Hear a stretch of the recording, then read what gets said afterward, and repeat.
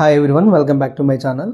So జనరల్గా చాలామంది మొబైల్స్తో face చేసే మెయిన్ ఇష్యూ ఏంటంటే బ్యాటరీ తొందరగా లో అయిపోవడం, తొందరగా డౌన్ అయిపోవడం. సో కొన్ని సింపుల్ టిప్స్ని యూజ్ చేసుకుని అయితే మనం బ్యాటరీ పర్ఫార్మెన్స్ని ఇంప్రూవ్ చేసుకోవచ్చు. అవేంటో ఈ వీడియోలో చూసిద్దాం. ఫస్ట్ వన్ వచ్చేసి, ఇది చాలా ఇంపార్టెంట్. మనం ఎప్పుడైనా సరే ఛార్జ్ చేసేటప్పుడు మొబైల్తో వచ్చిన ఛార్జర్ని మాత్రమే యూజ్ చేయాలి, ఆర్ కంపెనీ ఛార్జర్స్ని యూజ్ చేసుకోవాలి. సో చాలామంది అయితే ఈ ఛార్జర్ పడితే ఆ ఛార్జర్తో మొబైల్ ఛార్జ్ పెడతారు. ఛార్జర్స్ మిస్ అయిన టైంలో షాప్స్లో 100-200కి నార్మల్ ఛార్జెస్ అయితే తీసుకుంటారు.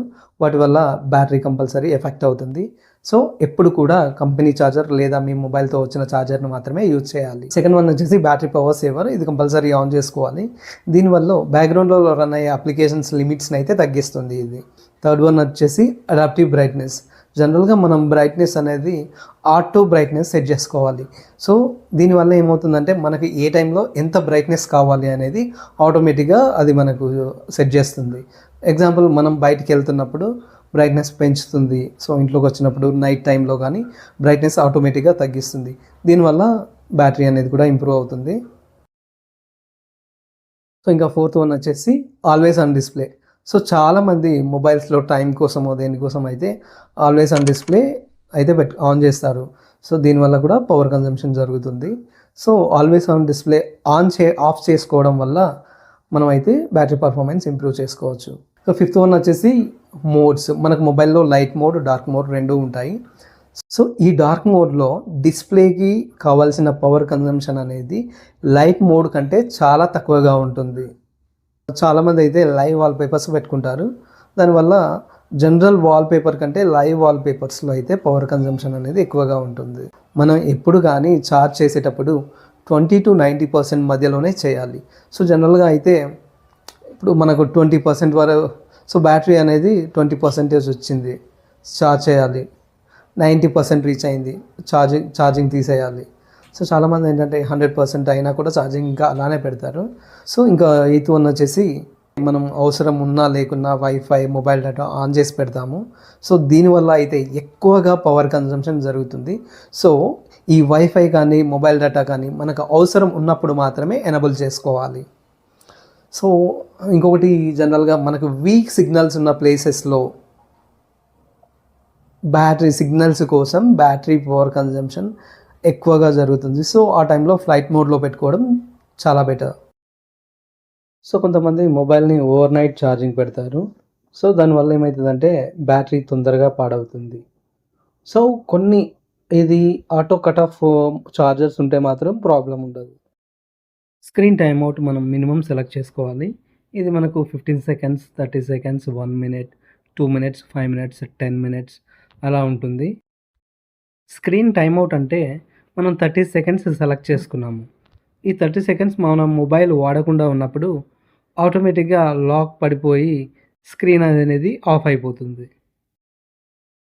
సో అలాగే బ్యాక్గ్రౌండ్లో రన్ అయ్యే అప్లికేషన్స్ని ఎప్పటికప్పుడు క్లోజ్ చేసుకోవాలి. ఇవి బ్యాటరీ పైన లోడ్ పడడమే కాకుండా ప్రాసెసర్ని స్లో చేస్తాయి. దీనివల్ల మొబైల్ ఆపరేటింగ్ స్లోగా ఉంటుంది. 12th వచ్చేసి, అవసరం లేని అప్లికేషన్స్ బ్యాక్గ్రౌండ్లో రన్ అవ్వకుండా మనం అప్లికేషన్ సెట్టింగ్లో బ్యాటరీ యూసేజ్ అండ్ డేటా యూసేజ్ని బ్యాక్గ్రౌండ్ యాక్టివిటీస్ డిసేబుల్ చేసుకుంటే మనకు ఆ అప్లికేషన్స్ బ్యాక్గ్రౌండ్లో రన్ అవ్వవు.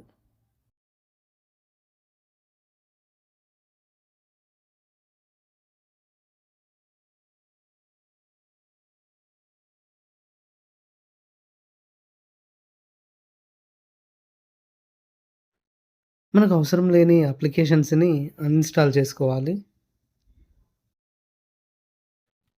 14th వచ్చేసి, లుక్ కోసం కానీ స్టైల్ కోసం కానీ కొంతమంది అయితే బల్కీ బ్యాక్ కేసెస్ యూజ్ చేస్తారు.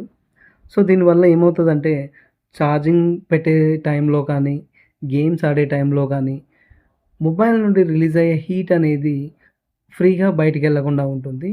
సో దీనివల్ల కూడా బ్యాటరీ పైన ఎఫెక్ట్ పడుతుంది. 5G నెట్వర్క్లో పవర్ కన్జంప్షన్ చాలా ఎక్కువగా జరుగుతుంది. సో మనకి అవసరం ఉన్న టైంలో మాత్రమే 5G నెట్వర్క్ సెలెక్ట్ చేసుకొని మిగతా టైంలో 4G నెట్వర్క్ పెట్టుకుంటే కనుక బ్యాటరీ పర్ఫార్మెన్స్ అనేది మంచిగా ఇంప్రూవ్ అవుతుంది. సో, వారంలో అట్‌లీస్ట్ ఒక 2 ఆర్ 3 టైమ్స్ అయితే మొబైల్ మనం కంపల్సరీ రీస్టార్ట్ చేయాలి. సో, దీనివల్ల ఏమైతదంటే బ్యాక్‌గ్రౌండ్‌లో ఉన్న ప్రాసెస్ అనేది క్లియర్ అవుతుంది. అలాగే బ్యాటరీ లైఫ్ అనేది కూడా ఎక్స్‌టెండ్ అవుతుంది. సో, ఎక్కువగా చూస్తుంటాము అవసరం ఉన్నా లేకున్నా పవర్ బ్యాంక్స్‌నయితే తెగ వాడేస్తుంటారు. సో, పవర్ బ్యాంక్‌ని ఎక్కువగా యూజ్ చేయకూడదు. అవసరం ఉన్నప్పుడు మాత్రమే యూజ్ చేయాలి. అందులోను కంపెనీ పవర్ బ్యాంక్స్‌ని మాత్రమే యూజ్ చేయాలి. అది అందులో నుండి రిలీజ్ అయ్యే అవుట్‌పుట్ వోల్టేజ్ అనేది మన చార్జర్ వోల్టేజ్‌తో మ్యాచ్ అయినప్పుడు మాత్రమే ఆ పవర్ బ్యాంక్‌ని యూజ్ చేయాలి. సో, ఎండలో ఉన్నప్పుడు లేదా సమ్మర్‌లో మన మొబైల్ ఎక్కువగా హీట్ అయిన టైంలో దాన్ని యూజ్ చేయకుండా ఉండడమే బెటర్.